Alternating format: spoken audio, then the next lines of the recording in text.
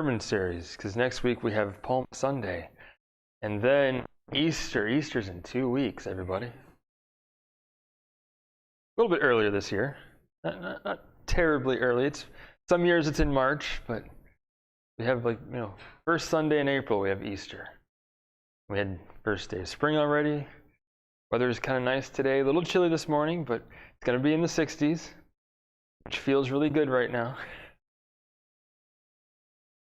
Yes, the final sermon series about facing giants, and we've looked at a lot of ways of facing giants. We looked at the courageous David, right? He faces Goliath. The battle belongs to the Lord. And to trust in God and throwing some stones at this armored giant. And we looked at Gideon, who was unsure. He needed to test. He needed some reassurance from God. Kind of questioning if God is really going to be with him. And we kind of, sometimes fall a little closer to one or the other. We looked at, staying strong in that faith. That no matter what happens, we remain faithful. That even if it costs our life sometimes, even something that we have to face that we don't survive. Because of our faith, God's taken care of us. It's a scary thought, but God's taken care of us.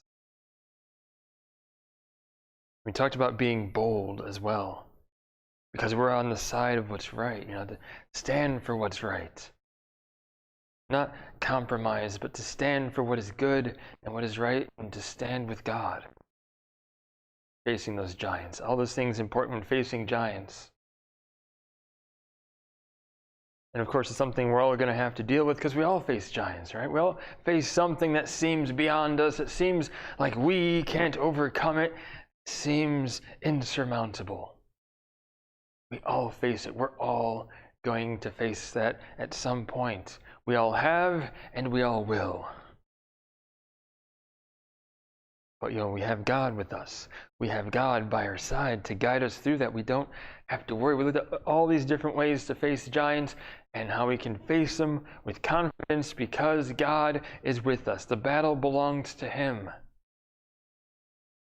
We can have faith in His promise because, like we talked about in the study this morning, is that nothing can nullify God's faithfulness.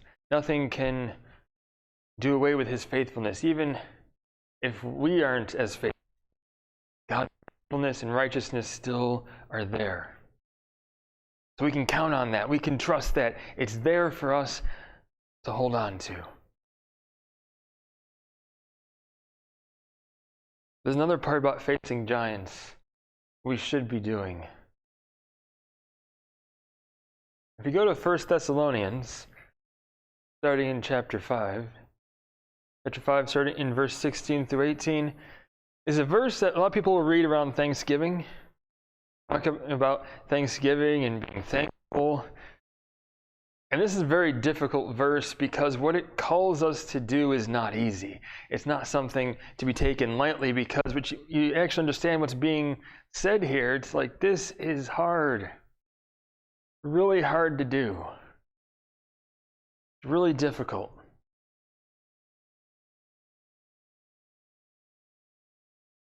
Because what it tells us is that we're to rejoice always, pray continually, give thanks in all circumstances, for this is God in Christ Jesus.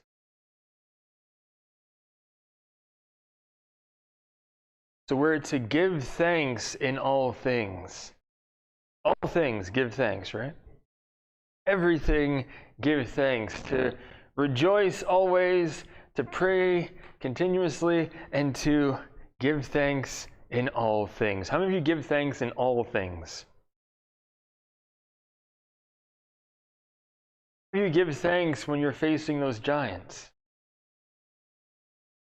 Because it says all things, doesn't it?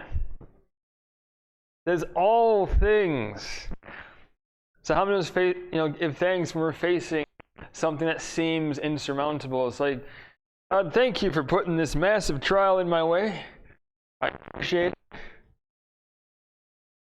Not many of us do that, do we? It's very difficult to do so because we're caught up in that moment, right? We're caught up in that difficulty. We're to give thanks in all things. Give thanks in all things.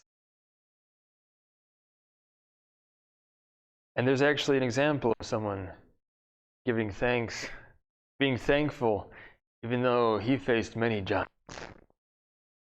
First giants. Some that would probably test our patience. Genesis chapter 50. We're going to read verses 15 through 21 because this is about Joseph. We all have heard of Joseph, haven't we? He's a famous individual in the Bible. There's even a musical about him, isn't there?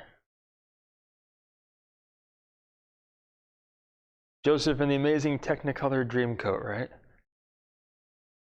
A musical about him. There's been like an animated movie about him. Here's someone who has faced a lot. He's faced quite a bit. I'm going to read what happens. This is after he's faced everything, after his father has passed away and he's reunited with his brothers, and they're in the land of Egypt. And this is what happens.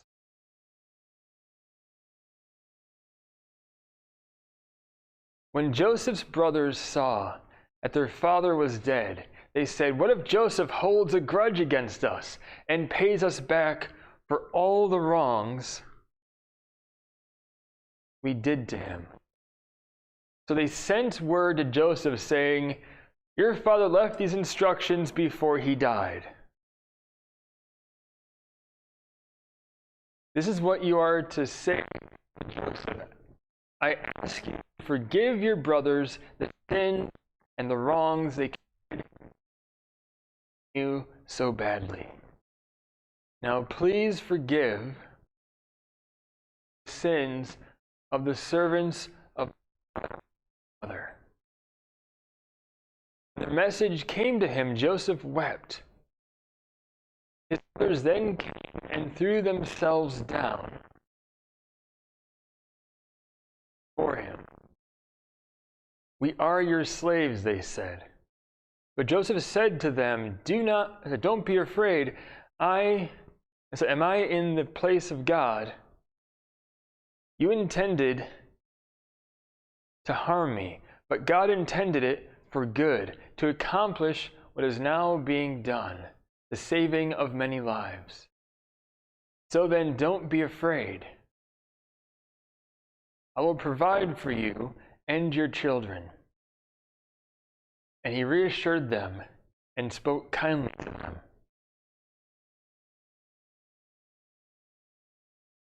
So here's Joseph. Joseph is this young man, and he's been given these dreams, right? He's given these dreams that seem to indicate that his family are going to bow before him.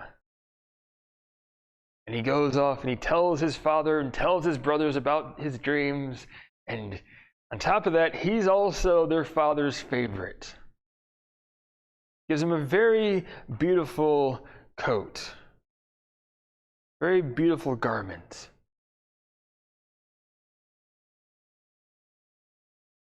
Jacob's showing his favoritism over Joseph, and on top of that, Joseph is saying, "You guys, I have these dreams that you guys are going to bow down to me," and then his brothers kind of get annoyed about this because he's also telling their father when they're up to no good. And of course, we've all had, that if you have siblings, you've all had that one, right? The one that we go tell mom and dad. At least you've heard of that, right? The sibling that's like, "I'm gonna go tell mom and dad on you." If you were only child, you had no idea what I'm talking about. So you don't know about this, but a lot of times you would have that, the one that would be like, "I'm going to tell mom and dad on you." Or at the very least, maybe you had, someone in school that was, going to be like, "I'm going to go tell the principal on, what you did, or go tell the teacher what you did kind of thing. Always, that one person who's going to go tell someone. And it always irritates the people, doing wrong, because like, oh, you're going to get us in trouble. How dare you? And his brothers are fed up with him. They're like, how dare he do this? How dare he be our father's favorite? So they decide one day to take him. They gang up on him, they take him, they throw him in a pit that he can't escape from, and they're going to decide what to do with him. And I think throwing him in a pit and just leaving him there for most of the day would be kind of enough. I mean, for most of us, that'd kind of be enough of getting back at him. I've heard, people tying their siblings to a tree. I mean, that's happened before with some people. Something fairly minor, but no, they are really out to get Joseph. They are really out to get him. So what do? They conspire to kill him. They have it on their minds to kill Joseph. But their brother intervenes. Judah actually intervenes and is like, look, these traders coming by. Why don't we just sell him? All right, he'll still be alive. His blood won't be on our hands. It'll be okay. It intervenes. Joseph's life is spared. He's sold off into slavery. Sold off to these traders, because back then you could do that kind of thing. And then he's sold to Egypt, right? Sold as a slave to Egypt, ends up in Potiphar's house. Potiphar, who is in charge of the guard, right? And in charge of the prison as well. And he's such a good servant, right? Such a good slave that Potiphar recognizes him.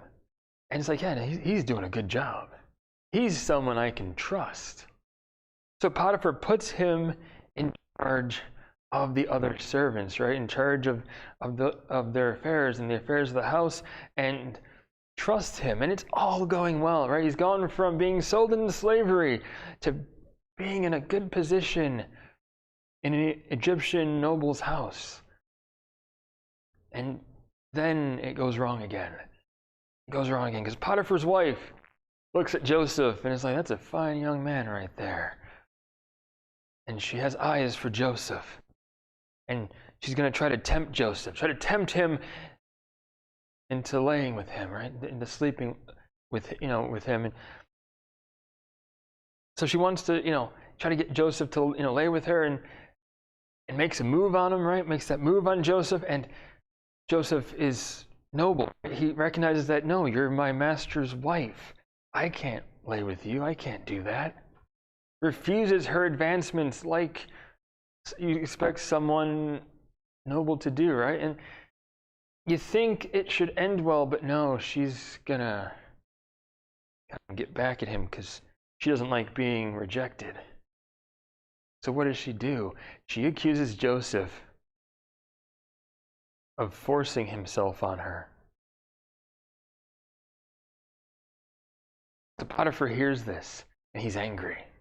Because here's Joseph. He put Joseph in charge of the affairs of his household, in charge of the other servants, and here he hears that Joseph forced himself on his wife, even though it didn't happen, even though it's false. He hears this. He's angry, has Joseph thrown in prison. Which is actually kind of a kindness, because he really could have had him killed. Back then, according to laws, he could have easily had him executed, but no, he has him thrown in jail. And so he's in jail.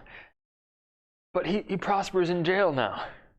He's in jail, he prospers, and the warden of the jail actually trusts him and actually him in charge of things at the jail, which is kind of unusual to think of, but it happens, right? So here things seem to be looking up somewhat. I mean, he's not the same position, but he's at least prospering where he is. And then you have these two individuals that are thrown in jail because there appears to have been an assassination attempt on the Pharaoh, right, on the ruler of Egypt. And trying to sort everything out, these two are thrown in jail trying to figure out, okay, who was behind it. And these two individuals have dreams, and they don't know what the dreams mean. They're very vivid dreams, right? They remember them, and they're haunted by them, and they're looking to find out what these dreams mean, and Joseph tells them. he tells the one that your dream means you are going to be released and restored back to your position. Which is good news, right? Good news, released, restored back to your position, everything's going to work out good for you. So the other guy's like, what does my dream mean? And Joseph tells him, it means that you're going to be executed. You're going to be found guilty and executed. And so it takes place, right? The one is executed, found guilty. The other one is released and restored to his position. But before that happens, Joseph tells him, he's like, look, remember me, all right? Tell someone about me. Tell someone I'm in here when I've told you. The fact that I can interpret these dreams, let someone know what's going on. But then Joseph has to wait. Has to wait. I believe it's actually several years he ends up waiting before he's finally told. But then eventually Pharaoh has a dream. Years later, after Joseph's like waiting years to, actually be remembered. And then the one who was exonerated, who was restored back to his position, suddenly remembers, like, oh yeah, whoops, forgot.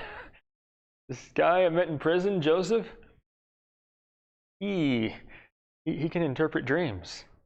The Pharaoh has this dream, and it keeps having this dream, and none of his trusted advisors, none of his mystical people can interpret this dream. They have no idea what it means. And this guy's like, yeah, Joseph, he interpreted my dream, and it was true. So he knows what he's talking about. So he has Joseph released and brought before him, and he's like, all right, here's my dream. What does it mean? And he tells him it means there's going to be a famine. It's going to be a great famine. It's going to last many years, but it's going to happen after many years of plenty. And it's like, so what you need to do is during these years of plenty, store up as much food as you can, as much food as you're able to harvest, and then keep that during the years of famine so you can survive. And of course it happens, right? It does happen. And Pharaoh, I'm putting you in charge. You're in charge of all of this. Makes him second to the Pharaoh. Basically, whatever Joseph says is as if the Pharaoh himself had said it.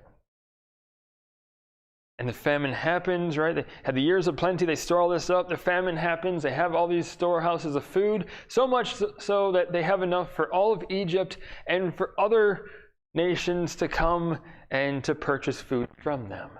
Works out really good for Egypt, doesn't it? Works out amazing for Egypt. So here you have Joseph, this roller coaster, facing all these circumstances, facing being sold in slavery by his brothers, and then being in a high position in his master's house, and then falsely accused, thrown in jail, but then being in an exalted position in the jail, and then being forgotten about in the jail, but then being made second only to the leader of Egypt, to the Pharaoh. Huge roller coaster. He's faced a lot, hasn't he? He's faced a lot. A lot of us, in just the having to wait so long, would get very discouraged. A lot of us wouldn't have the patience to wait as long as Joseph did to be remembered. And then he finds his brothers and he tests them because they have to come and get food, and ends up finding out that they kind of regret what they did. They realize how it hurt their father, what a mistake it was, and he's reunited with them. Even though they're kind of first afraid when they find out it is him, but he's like, look, rest assured, I don't mean you any harm. It's fine. Now you go bring our father back. So Jacob, is brought back to Egypt. All his brothers, all their family is in Egypt now, and they prosper in Egypt, right? They have food. They have what they need. They're living with Joseph. But eventually, eventually Jacob passes away. And the concern here is that, you know what? He might still be remembering what we did to him, and he may have only been forgiving of us or appearing forgiving of us because Dad was around. But Dad's not here anymore. Dad's not around anymore, so he might take this chance to get revenge on us. And I don't know if Jacob actually said those words. But at the very least, they're going to play it off as though he did. They're sending word to Joseph that, you know what, our father said this, that you're supposed to forgive us what we did. It seems like the way this is being worded, it seems like they're kind of fibbing a little bit to try to get Joseph to be more forgiving. Joseph tells them, it's like, look, I'm not out to get you. You see, yeah, you did something to me that you meant for harm. You did something to me that you meant for harm, but you know what? It worked out for God's good. Because here we have this situation that happened and lives are saved. This great famine where more people would have died had Egypt not stored up all this food during these years of plenty. But now we have this food that we can share with even the other nations, the other peoples around us. And people are able to live, to survive because of it. Even though you meant to harm me, even though it was an obstacle that you put in my path, and there were numerous obstacles put in my path, even though that happened, God worked it out for his good. God worked it out to save lives. But Joseph didn't hold any grudge, didn't hold any resentment. Joseph was faithful during this time. He was faithful. He stayed faithful to God, that even though he faced all of this, God was still able to use him. He still remained true to God, even when facing temptation, when facing these difficult circumstances. He remained true to God, and God took care of him. Right? God took care of him. Even though he fell pretty low several times, God was still there with him. God was still by his side, and he was faithful.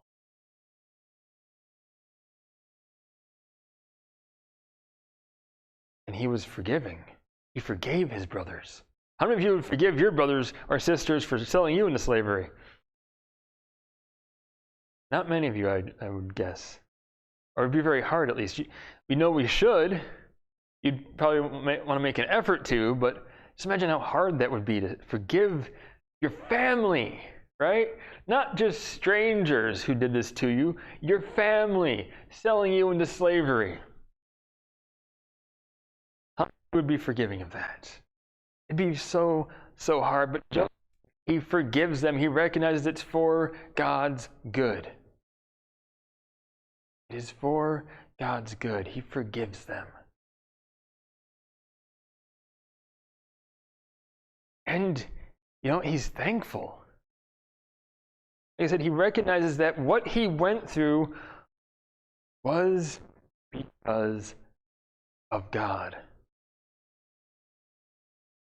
He was thankful for where God put him, where God led him, because in the end, it ended up for something really good. It ended up where he could bring his family down into Egypt with all this abundance, and they could survive this famine. It ended up where he got put in charge of Egypt, second only to Pharaoh. It worked out. Everything worked out. He recognized that, hey, that God used this for good. He used this for a reason. Even though he faced all of these things, he's thankful. And that's one thing we have to always keep in mind. Always keep in mind is that whatever we face, whatever it is we face, we want to be thankful. both during and afterwards. To not hold that grudge after the fact, to not be resentful, but to be thankful. And there's so much resentment out there nowadays, right? So much like, I'm in this situation, and someone's got to be to blame for the situation I'm in, and resentment towards the situation, resentment towards others because of the situation. It's, we need to be more thankful. More thankful that, we have what we do have. Recognize what we are facing isn't something we face alone, but because God is with us, we face it with Him. We're thankful because He is beside us. He won't let us face that by ourselves, but face it with Him. David said, the battle belongs to the Lord. It's His to fight. And because of our faith in Him, because we put our faith in Him, He's with us, right? He is with us. He is by our side. He gets us through. And whether we get through completely unscathed, or we get through and are with Him in the end, you know what? He's gotten us through. He has gotten us through. In either case, we're better off. In either case, we are better off because He helped us to get through. And we might find it hard because when we're in the moment, we're in the heat of that moment, you know what? It's hard to be thankful. It really is. When you're facing giants, it's hard to be thankful. But we have to recognize that we're not facing those giants on our own. We have God. Powerful God on our side, the one true God who will not leave us. He will not forsake us. He will be there with us. He will get us through. I'll leave you with this thought, this final thought here. Be thankful when facing giants with God. Be thankful when facing giants with God, because you may have to face giants. We all have to face giants, but you know what? We're not facing them on our own. We're not facing them on our own. We're facing them with God. We have God on our side. He is there with us. He is getting us through. He has us in His hands because our faith is in Him. He's taken care of us. He took care of us on that cross. And He takes care of us whenever we face something that seems extremely scary, frightening, out of our control. He has us. Always remember that. He has us. So give thanks when facing those giants, because you're facing those giants with God. You're facing those giants with God. Let's give thanks to Him. Lord, we thank You. We thank You that even though we have to go through difficult times, we have to face giants, that we don't do so on our own. That You are by our side. That You are with us. You help us through. You make sure that we get through one way or the other. And whether we get through completely unscathed, or in the end we end up by Your side, we end up with You. You still have taken care of us. And we trust You in that, Lord. So we give You thanks for being by our side, for helping us to face those giants, for helping us to get through and to keep going. We thank You so much for that, Lord, for all You've done, all You continue to do. In Jesus' name, amen.